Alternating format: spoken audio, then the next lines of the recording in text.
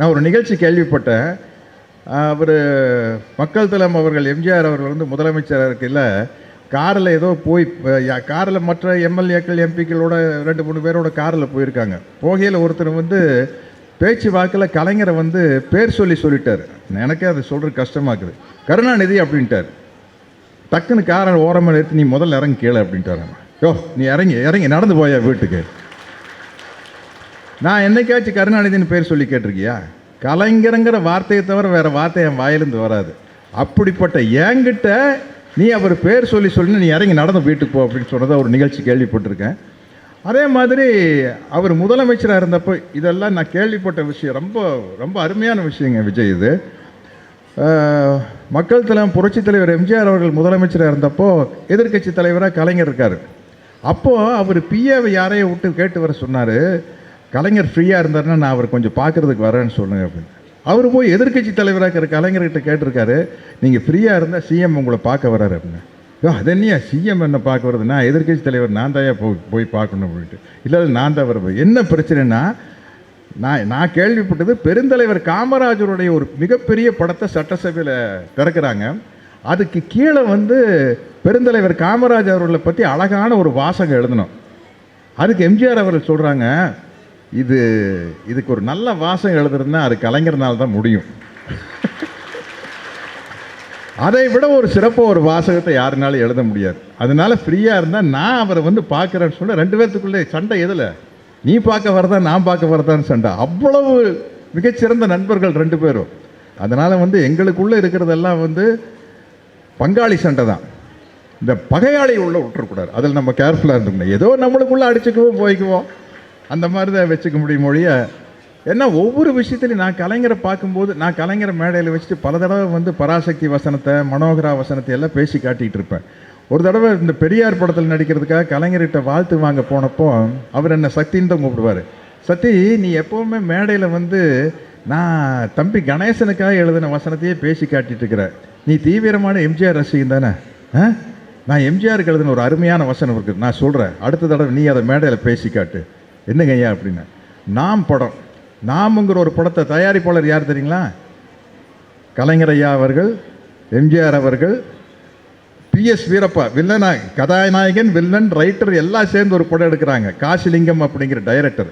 அந்த படத்தில் எம்ஜிஆர் வந்து ஒரு காட்சியில் வருவார். எதிர்பாராத விதமாக வில்லன் வீரப்பா வந்துடுவார். வந்தோடனே எம்ஜிஆர் வந்து ஆச்சரியத்தோடு பார்ப்பார். வீரப்பா கேட்பார், என்ன முகத்திலே ஆச்சரியக்குறி அப்படின்ட்டு. அதுக்கு எம்ஜிஆர் சொல்லுவார், ஆம் ஆச்சரியக்குறிதான், அதையே சற்று வளைத்தால் கேள்விக்குறியாக மாறிவிடும். கேள்விக்குறியும் அறிவாளும் ஒரே போல் தான் இருக்கும் என்பதை மட்டும் மறந்து விடாதீர்கள்.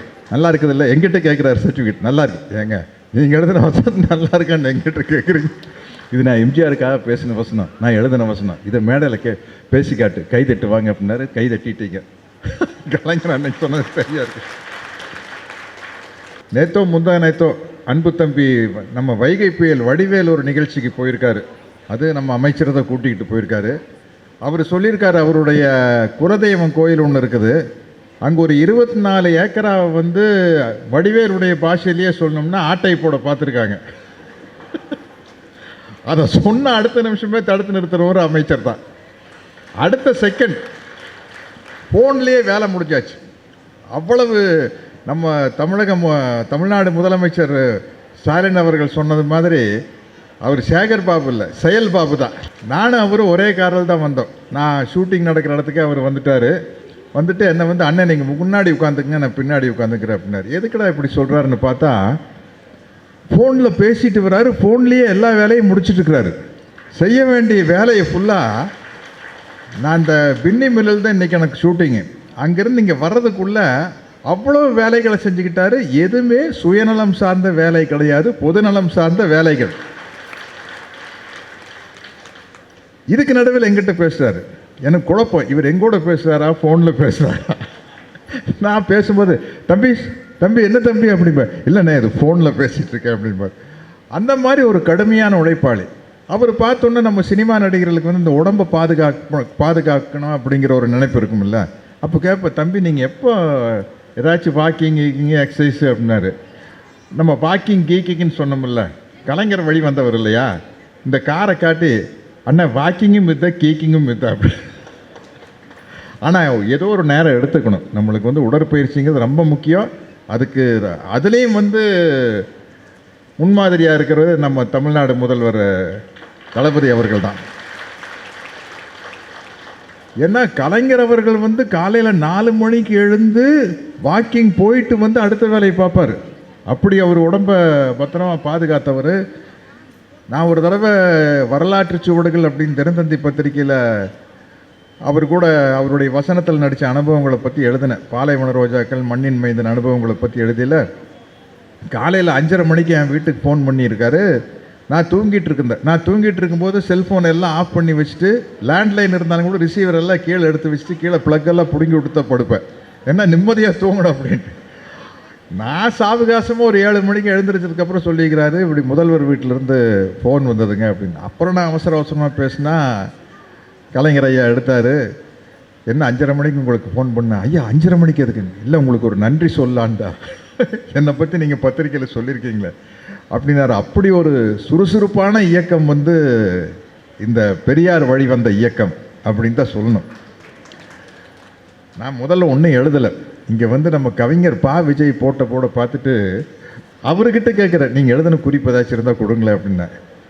சார் இது புரியாது சார். நான் உண்மையிலேயே மருத்துவர்கள் வந்து டாக்டருக்கு ப்ரிஸ்கிரிப்ஷன் எழுதுவாங்கல்ல, அந்த மாதிரி எழுதி வச்சுருந்தார். அதை வாங்கி பிரயோஜனம் இல்லை, சரி நம்மளே எழுதிக்கலான்னு முடிவு பண்ணிட்டேன்.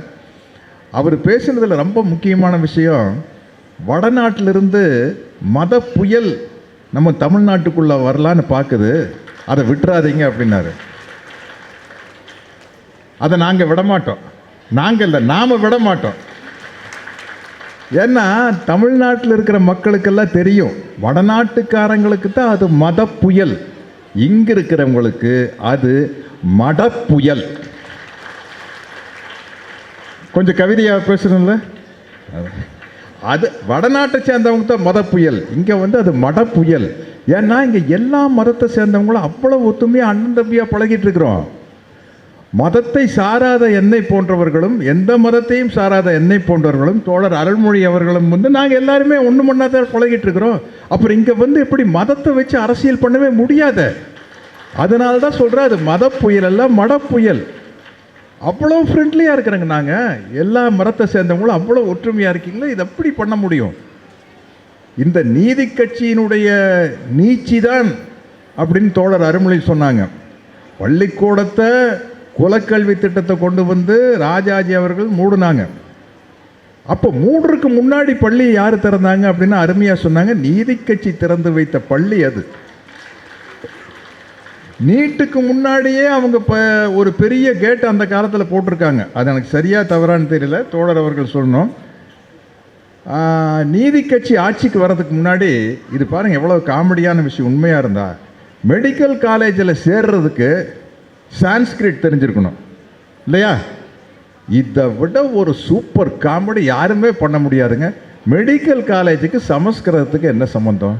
சமஸ்கிருதம் தெரிஞ்சிருந்தா தான் மெடிக்கல் காலேஜில் சேர முடியும்னு ஒரு திட்டம் வச்சா தான் நம்ம பிள்ளைங்கள்லாம் சேர முடியாது. இப்போ அதே திட்டத்தை நீட் அப்படின்னு கொண்டு வராங்க பாருங்க. அதாவது நம்மளை படிக்க விடக்கூடாதுன்னு கங்கணம் கண்டிக்கிட்டு எதையோ பண்ணுறாங்க, ஆனால் நம்ம படிச்சுக்கிட்டே இருக்கிறோம். இன்றைக்கி எல்லா பெரிய பெரிய இடத்துல வந்து தாழ்த்தப்பட்ட பிற்படுத்தப்பட்ட சமூக சேர்ந்தவங்க பெரிய அளவில் வந்துட்டாங்க. அதுதான் இந்த திராவிட மாடல் ஆட்சியினுடைய மிகப்பெரிய சாதனை. நமது முதலமைச்சர் முத்துவேல் கருணாநிதி ஸ்டாலின் அந்த முழுமையாக சொல்லல, அதில் ஒரு ரொம்ப அழகு இருக்குது. இது விவரம் இல்லாத சில பேர், என்ன நீங்கள் தமிழ்னு பேசுகிறீங்க, ஸ்டாலின்னு பேர் வச்சுருக்கீங்க, இங்கிலீஷில் பேர் வச்சுருக்கீங்க. இவன் அப்படியே பார்த்தாலும் கூட அது இங்கிலீஷ்காரன் பேர் இல்லையா, ரஷ்யாக்காரரோட பேரியா, அது ஏன் வச்சாருன்னு கூட தெரியாமல் பேசுகிறாங்க. ஸ்டாலின் அவர்கள் பிறந்த பொழுது அப்போ தான் வந்து பொது உடைமை சித்தாந்தம் வந்து உலகம் முழுவதும் காரல் மார்க்ஸ் அவர்களால் கொண்டு வரப்பட்ட மூலதனம் என்ற ஒரு தத்துவத்தின் மூலமாக உலக தொழிலாளர்களை ஒன்றுபடுங்கள் என்று கூறியதன் மூலமாக ஒரு மிகப்பெரிய புரட்சியும் கிளர்ச்சியும் ஏற்பட்டு, ஒரு பொருளாதார சிந்தனையை பொறுத்த வரைக்கும் எல்லாருமே, தலைவர் கலைஞர் உட்பட ஐயா பெரியாரும் கூட பொருளாதாரத்தை பொறுத்த வரைக்குங்க என்னோட கொள்கை கம்யூனிஸ்ட் தானுங்க. ஆனால் ஏழை பணக்கார வித்தியாசம் முதல்ல ஒழியணுமா, இல்லை இந்த ஜாதி மத பிரச்சனை ஒழியணுமானா நான் முதல்ல ஜாதி தான் ஒழியணும்னு சொல்லணுங்க. ஏன்னா சரியான வாய்ப்பு கிடைச்சா ஒரு ஏழை பணக்காரன் ஆயிடலாங்க. ஆனால் என்னதான் வாய்ப்பு கிடைச்சாலும் ஒரு தாழ்த்தப்பட்ட ஜாதியில் பிறந்தவோ உயர்ந்த ஜாதியான இடத்துக்கு வரவே முடியாதுங்க அப்படின்னு பெரியார் சொன்னார். அதுதான் இந்த அனைத்து ஜாதியும் அர்ச்சர் ஆகலாம் அப்படிங்கிற பிரச்சனையில் இன்றைக்கி நடந்துக்கிட்டு இருக்கிறது அதுதான். அப்போ எல்லோருடைய பார்வையுமே அந்த ஒரு உயரிய தத்துவத்தை நோக்கி இருந்தது. மனிதநேயத்தின் உச்சம் மார்க்சியம்னு சொல்லலாம். அப்போ ஒரு குழந்தை பிறந்தது கலைஞருக்கு, 2வது பையன். அந்த நேரத்தில் ரஷ்யாவில் மிகப்பெரிய புரட்சி ஆரம்பித்து வந்து லெனின் வந்து அதுக்கப்புறம் ஸ்டாலின் அவர்கள், அங்கே ரஷ்யாவில் இருக்கிற ஸ்டாலின் வந்ததுனால அவருடைய நினைவை போற்றும் விதமாக ஸ்டாலின் அப்படின்னு இவருக்கு பேர் வச்சார். எப்படி நம்ம வந்து சாக்ரட்டிஸ்னு பேர் வைக்கிறோம், லெனின் சினிமாவில் இருக்கிறார எடிட்டர் லெனின் இருக்கார், ஒரு பத்திரிகை ஆசிரியர் லெனின் இருக்கார். அந்த காலத்தில் நிறையா பேர்த்துக்கு லெனின்னு பேர் வச்சாங்க, ஸ்டாலின்னு பேர் வச்சாங்க, சாக்ரட்டிஸ்னு பேர் வச்சாங்க. கௌதமன் பேர் வைக்கிறதுக்கு காரணம் புத்தரனுடைய நினைவாக கௌதமன் பேர் வச்சாங்க. திராவிடர் காலத்தில் நிறையா பேர் கௌதமன் பேர் இருக்கும், சாக்ரட்டிஸ்னு பேர் இருக்கும். அந்த மாதிரி வச்ச பேர் தான் ஸ்டாலின். அந்த பேர் வச்சதுனாலேயே என்னமோ அவருக்கு வந்து அந்த தொழிலாளர்கள் மீது இருக்கும் அக்கறை இன்று வரை நிரூபணம் ஆகிக்கொண்டே இருக்கிறது. ஏன் அவர் அப்படி இருக்கார் அப்படின்னா, அவருடைய சுயசரிதை எழுதினார், உங்களில் ஒருவன் புத்தகம். அதை நான் படித்தேன். அந்த புத்தக வெளியீட்டு விழாக்கம் போயிருக்கேன். அவர் ஏதோ கலைஞருடைய மகன் அப்படிங்கிறதுலே வந்துடல. அவர் 13 வயசில் இறங்கி சைக்கிளில் திராவிட முன்னேற்ற கழக கொடியை கட்டிக்கிட்டு தெரு தெருவாக போய் ஒரு மிகப்பெரிய ஒரு மாநாடு நடத்தி தான் அரசியலுக்கு தகுதியானவன் அப்படிங்கிற தன்னுடைய அப்பா கிட்டேயே நிரூபிச்சு, கலைஞர்கிட்டயே நிரூபிச்சு அதுக்கப்புறம் லைசன்ஸ் வாங்கி வந்தவர். அதனால் வந்து அவர் அல்ப சொல்பமாக ஒன்றுமே செஞ்சிட முடியாது. அப்படி ஒரு சுறுசுறுப்பு சொந்தமான ஒரு முதலமைச்சர் நம்மளுடைய ஸ்டாலின் அவர்கள். தம்பி விஜய் அவர்கள் பேசும்போது சொன்னாங்க, எனக்கு கவிஞர் வாலி அவர்களுக்கு பாக்யராஜ் சாருக்கு ஒரு ஒத்துமை இருக்குது, நாங்கள் தீவிரமான புரட்சி தலைவர் எம்ஜிஆர் ரசிகர், அதே சமயத்தில் கலைஞருடைய நண்பராகவும் இருப்போம் அப்படின்ட்டு. அவங்க 2 பேருமே அப்படித்தான் இருந்திருக்காங்க. ஒரு 15-20 வருஷத்துக்கு முன்னாடி ஒரு அருமையான வருத்தத்தை தோழர் அருண்மொழி அவர்கள் பதிவு செஞ்சாங்க. ஞாபகம் இருக்கா? சுபவியினுடைய ஒரு நிகழ்ச்சி எல்லாம் இருக்கிறோம், நாங்கள் எல்லாம் கருப்பு சட்டக்காரங்க எல்லாம் பெரியாருடைய தொண்டர்கள்லாம் சேர்ந்து அந்த நிகழ்ச்சி நடத்துகிறோம். ஒரு 90% ஆண்கள் தான். அவங்க சொல்கிறாங்க, அது சுருக்குன்னு எனக்கே போட்டுது, ஏங்க நீங்கள் குடும்பத்தில் உங்கள் மனைவியை, உங்கள் சகோதரியை, உங்கள் மகள்களை பீச்சுக்கு கூப்பிட்டு போகிறீங்க, சினிமா கூப்பிட்டு போகிறீங்க, வெளியே சாப்பிட கூப்பிட்டு போகிறீங்க, நீங்கள் எங்கே கூட்டிக்கிட்டு வரணும்? பெரியார் திடலுக்கு வரும்போது வீட்டில் இருக்கிற பெண்களையும் அழைச்சிக்கிட்டு வரணும். அதுதான் நியாயம் அப்படின்னா சுருக்குன்னு எனக்கு தான் முதல்ல அடித்த மாதிரி இருந்தது, கன்னத்தில் அரைஞ்ச மாதிரி இருந்தது. ஏன்னா இது வரைக்கும் நான் என் மனைவியோ என் மகளையோ என் சகோதரிகளையோ பெரியார் திடலுக்கு நான் கூட்டிக்கிட்டு போனதில்லை, அங்கே தானே கூட்டிக்கிட்டு வரணும். அப்போ அப்படித்தான் இருந்தது, அவ்வளோதான் இருந்தாங்க. ஆனால் இன்னைக்கு தோழர் அருள்மொழி அவர்களின் உள்ளம் குளிரும் விதமாக, அவங்க பெருமைப்படுற விதமாக நம்ம தம்பி சேகர் பாபு அவர்கள் நடத்தும் இந்த நிகழ்ச்சியில் திராவிட மாடல் ஆட்சியை சிறப்பாக நடத்தி கொண்டிருக்கும் அண்ணன், என்னை விட ஒரு வயசு பெரியவர், நம்ம முதலமைச்சர். 71, நான் 70, நீங்கள் 60, நீங்கள் ரொம்ப சின்ன தம்பி. நீங்கள் சின்ன தம்பி, நான் பெரிய தம்பி. நடத்துறதுன்னா இன்னைக்கு சரிசமமாக பெண்கள் உட்காந்துருக்கிறது வந்து ரொம்ப மகிழ்ச்சியாக இருக்குது. ஏன்னா ஒரு கொள்கையும் சித்தாந்தமும் பெண்கள்கிட்ட போய் ஆழமாக பதியணும், அதுதான் ரொம்ப முக்கியம். அதைத்தான் தோழர் அருண்மொழி அவர்கள் வந்து ஒரு வகுப்பெடுக்கிற மாதிரி எடுக்கிறாங்க பாருங்கள். பொதுவாக பேசுறது இல்லை, புள்ளி விவரத்தோட திராவிட மாடல் ஆட்சினா என்ன, சமூக நீதினா என்ன அப்படிங்கிறத வந்து அவ்வளவு அழகாக எடுத்து சொல்கிறாங்க. இது பாருங்கள், காமராஜர் ஐயா அவர்கள் பெருந்தலைவர்கள் ஆரம்பித்து வச்ச அந்த ஒரு மதிய உணவு திட்டம் புரட்சித் தலைவர் எம்ஜிஆர் காலத்தில் வந்து சத்துணவு திட்டமாக மாறி, பொதுவாக இந்த பாருங்கள், ஒருத்தருக்கு ஒருத்தர் காழ்ப்புணர்ச்சி இருந்தால் ஒரு நல்ல திட்டத்தை ஒருத்தர் கொண்டு வந்தால் உடனே அதை வந்து கட் பண்ணிடுவாங்க, வேறு ஆட்சி வந்தால் கட் பண்ணுவாங்க. ஆனால் இவங்களுக்கெல்லாம் ஒரே சிந்தனை இருந்திருக்குது. எங்கள் பெருந்தலைவர் காமராஜர் காலத்து ஆட்சியே திராவிட மாடல் ஆட்சி தான். ஏன்னா எல்லாரும் படிக்கிறோம்னு ஆசைப்பட்டார்ல பெருந்தலைவர், பேர் அப்படி இல்லை, அந்த ஆட்சிக்கு பேர் அப்படி இல்லை. ஆனால் எல்லோரும் படிக்க வேண்டும், எல்லோருக்கும் வேலை வாய்ப்பு கிடைக்க வேண்டும் என்று நினைத்த அந்த தொடர்ச்சி பாருங்கள். பெருந்தலைவர் கொண்டு வந்த ஒரு மதிய உணவு திட்டத்தை சத்துணவு திட்டமாக புரட்சி தலைவர் மாற்றுறாரு. அதில் முட்டையை கொண்டு வந்து வைக்கிறாரு டாக்டர் கலைஞர் அவர்கள். அதை சிற்றுண்டியாக மாற்றுறாரு நம்ம ஸ்டாலின் அவர்கள். ஏன்னா ஒரே நோக்கம்தான், எல்லாரும் படிக்கணும். எல்லாரும் படிக்கணும்னு என்ன, எல்லாத்துக்கும் அறிவு வரணும். படிக்கக்கூடாதுன்னு சொல்கிறோம் யாருக்கு அறிவு வரக்கூடாது, நம்மளுக்கு மட்டும்தான் அறிவு இருக்கணும். அப்போ தான் வந்து நம்மக்கிட்ட கை கட்டி நின்று சாமி இந்த கேஸ் எப்படியாச்சும் பார்த்து முடிச்சு கொடுங்க அப்படின்னு கேட்போம். அதுக்காகத்தான் இத்தனை வேலைகள் நடக்குது. ஆகையினால் இன்றைக்கி வந்து நம்ம தமிழ்நாடு முதலமைச்சரினுடைய அருமையான திட்டங்களை பற்றி சொல்லிக்கிட்டே போகலாம். காலை சிற்றுண்டியில் மட்டும் இப்போ நான் தம்பி மாண்புமிகு அமைச்சர் சேகர் பாபு கிட்ட கேட்டேன். 18 லட்சம் பேர் இதனால் வந்து நன்மை அடைகிறாங்க. எவ்வளோ அருமையான விஷயம் பாருங்கள். அதே மாதிரி இலவச பஸ் பாஸ் பெண்களுக்கு, அதுக்கு பேர் விடியல் பயணம். உதவித்தொகைன்னு சொன்னாமல் உரிமை தொகைன்னு சொல்கிறாரு பாருங்க.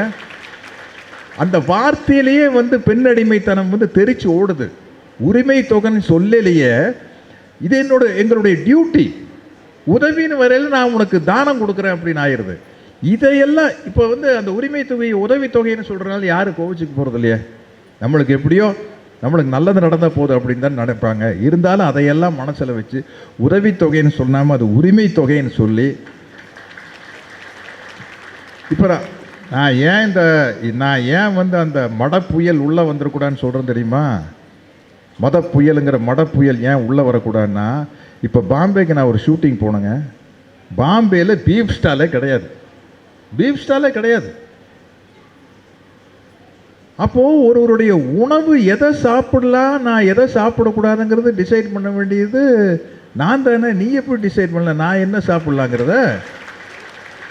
இவ்வளவு ஆபத்து இருக்குது. மேலெழுந்த வாரியாக பார்த்தா தெரியாது. ரொம்ப ஒத்துமையாக இருக்கிறோம் இங்கு. இந்து, முஸ்லீம், கிறிஸ்துவர்கள், கடவுள் நம்பிக்கை இல்லாதவர்கள், அனைத்து மதத்தைச் சேர்ந்தவர்களும் அனைத்து ஜாதியை சேர்ந்தவர்கள் நல்லபடியாக ஒற்றுமையாக இருக்கிறோம். இந்த ஒற்றுமை சீர்குலைந்து போகக்கூடாது. ஏன்னா நம்ம முன்னோக்கி தான் போகணும். ஆகையினால் இன்று தமிழ்நாடு முதலமைச்சர் ஸ்டாலின் அவர்கள் தலைமையில் இயங்கும் இந்த திராவிட மாடல் ஆட்சி தொடர்ந்து நன்மைகளை செய்து கொண்டே தான் இருக்கும். வளர்ச்சி பாதையில் தமிழ்நாட்டை அழைத்து கொண்டே செல்லும். ஆகையால் இதற்கு எப்படி அறநிலையத்துறைக்கு அரணாக சேகர் பாபு இருக்கிறாரோ, அதை போல இந்த திராவிட மாடல் ஆட்சிக்கு அரணாக நாம் எல்லோரும் இருக்க வேண்டும் என்று கூறி விடைபெறுகிறேன். நன்றி, வணக்கம்.